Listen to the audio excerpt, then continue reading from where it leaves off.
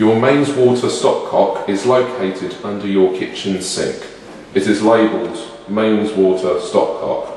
To isolate it, turn the knob to the clockwise, which will shut your water supply off.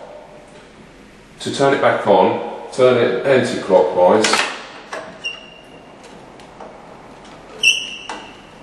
to bring back water pressure. You have two water fittings. Blue is for cold, red is for hot. This is for your washing machine supplies. You also have an isolation valve which turns on and off the hot and cold water to your sink tap.